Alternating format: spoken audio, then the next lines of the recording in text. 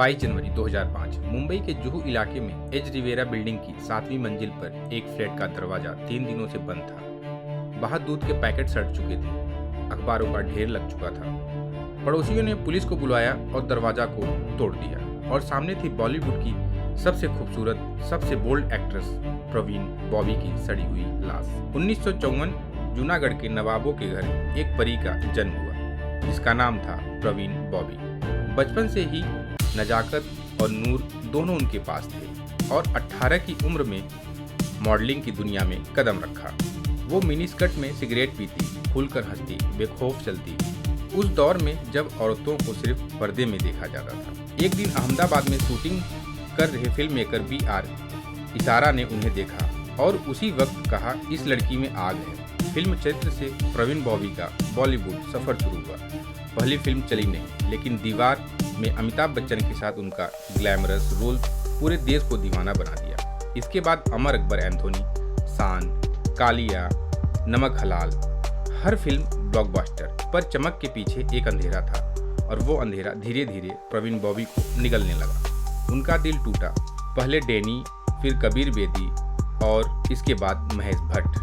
महेश भट्ट के साथ इनका रिश्ता तो ऐसा था जो मोहब्बत से ज़्यादा मदद बन गया था, क्योंकि अब प्रवीण बॉबी बीमार पड़ चुकी थी।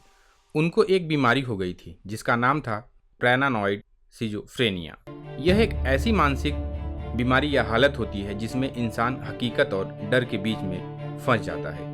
एक रात महेश भट्ट उनके घर पहुंचे, दरवाजा खुला था। प्रवीण बॉबी कोने में दुबकी हुई थी, हाथ में चाकू था।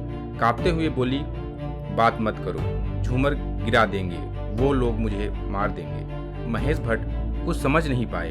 वो देख रहे थे एक सुपरस्टार को जो अपनी ही परछाई से डर रही थी। धीरे धीरे प्रवीण बॉबी का वहम बढ़ता गया। वो कहती, अमिताभ बच्चन ने मुझे किडनैप करवाया है, मेरे गले में चिप लगाई गई है। कभी कहती, प्रिंस चार्ल्स मेरी हत्या की साजिश रच रहा है।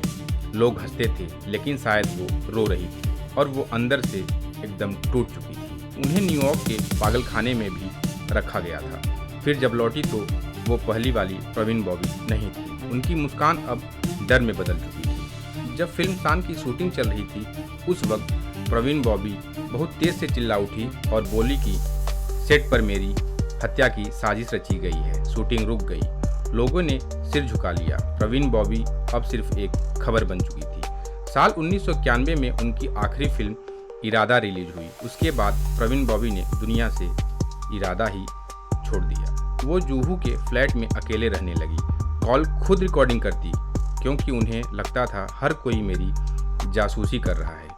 और फिर वो दिन आया 22 जनवरी 2005। 3 दिन तक किसी ने दरवाज़ा नहीं खोला। जब पुलिस पहुंची तो उसको बिस्तर पर सड़ी हुई लाश मिली और बगल में व्हील चेयर और कमरे में बिखरे फिल्मी पोस्टर। पोस्टमार्टम में एक सच मिला, उसमें बताया गया कि उनके पेट में खाना नहीं था, बस थोड़ी सी शराब और बहुत सारा अकेलापन था। कभी अमर अकबर एंथोनी की अमर ब्यूटी तो कभी दीवार की सायरन, कभी नमक हलाल की जान। वो प्रवीण बॉबी आखिरकार दुनिया के लिए एक रहस्यमय बन गई। वो मर गई पर सवाल छोड़ गई, क्या वो सच में पागल थी या इंडस्ट्री ही इतनी क्रूर थी कि एक नाजुक दिल को पागल बना दिया। तो दोस्तों, कैसी लगी आप लोगों को जानकारी? अगर अच्छी लगी हो तो चैनल को लाइक, सब्सक्राइब जरूर कीजिए।